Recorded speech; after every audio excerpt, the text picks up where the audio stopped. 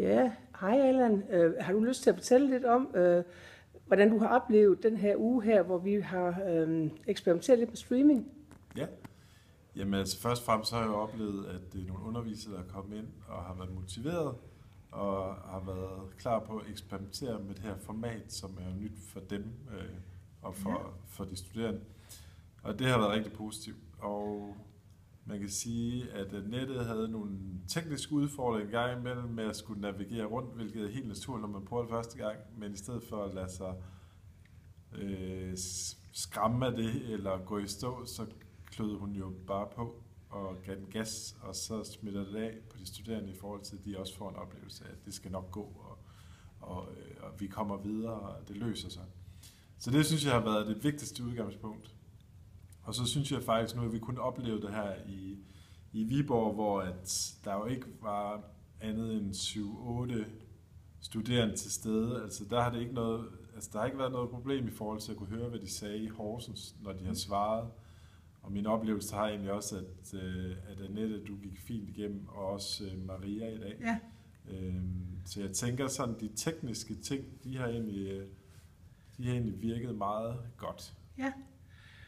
Det er også sådan, som underviser, det jeg oplever, ikke også? Altså jeg har tænkt egentlig, at jeg kunne sagtens høre helt tydeligt eleverne i Horsens. Og jeg har også sådan fornemmelse af, at de kunne høre mig. Så der er jo ikke nogen problemer med det. Ja. Har du så nogle gode råd, Allan, til underviserne?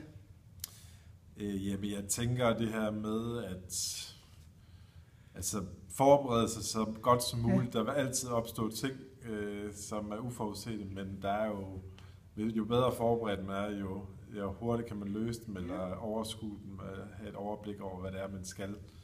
Og så tænker jeg jo, at det er rigtig fint, at jeg lige er her, selvom jeg egentlig ikke har haft så meget at lave, så kan jeg lige træde til, hvis der er et eller andet, der driller.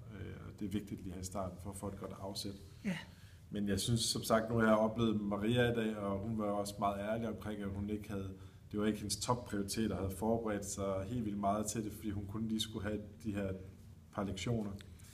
Men hun har jo klaret det rigtig fint, og faktisk også løst de fleste tekniske ting selv, så jeg har ikke heller skulle stå på sidelinjen hele tiden, men bare lige trådt til et par gange. Så mit råd er egentlig det der med at tage ja-hatten på og være positiv, og så tage det som en anderledes udfordring, og ikke lade sig begrænse af, at rammerne er anderledes, men i stedet for at prøve at udforske dem.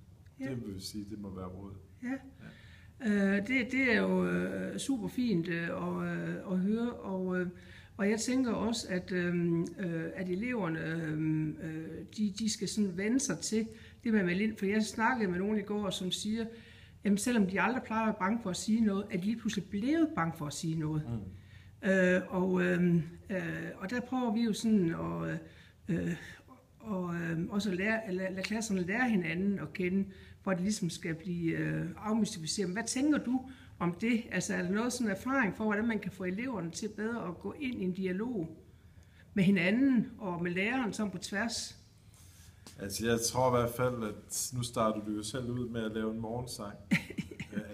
På den måde så blev det sådan lidt uformelt og sjovt og komisk, fordi der var noget forsinkelse på lyden, og vi fik sunget en mærkelig form for kanon og sådan noget. Altså det tror jeg, at det er vigtigt, fordi at det er jo, når jeg har observeret undervisningen, som også har foregået før på pædagoguddannelsen mellem Viborg og IKAS, så er det jo svært at få dem med, som sidder i et andet sted, fordi man ikke kan aflæse de studerendes kropssprog, eller ikke har den der fornemmelse for, hvor er vi, hvor trætte er de med, stiger de tomt ind i en computerskærm, eller alle de der ting, der de er jo svære at aflæse på afstand.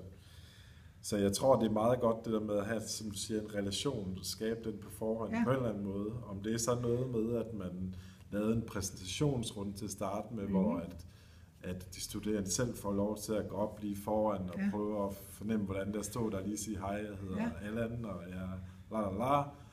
Måske ikke meget mere end det, men så griner man lidt af hinanden og prøver det. Det kunne måske være en måde at gøre det på. Ja. Eller det kunne jo også være på den lange bane, at de måske også prøvede at fremlægge noget, hvor man brugte det her format. Ja. Jeg har tænkt på, at man kan jo godt flytte det kamera. Ja. At man for eksempel, altså hvis man nu skulle have en elevdiskussion, det har vi snakket lidt om at prøve i eftermiddag, altså så prøve faktisk at lave en hestesko på den ene side, af cyberspacer på den anden, og så stille kameraet i midten. Ja. Tror du det kunne være en idé?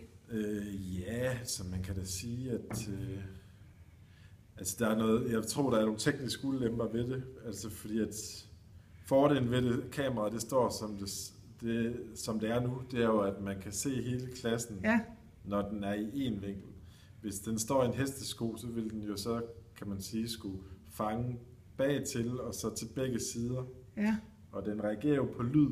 Ja. Og det er jo også, altså nu er vi tilbage i det her med kultur omkring, hvordan vi har jo prøvet, at man klappede eller andet, men det reagerer den jo ikke på. Den reagerer på tale. Ja.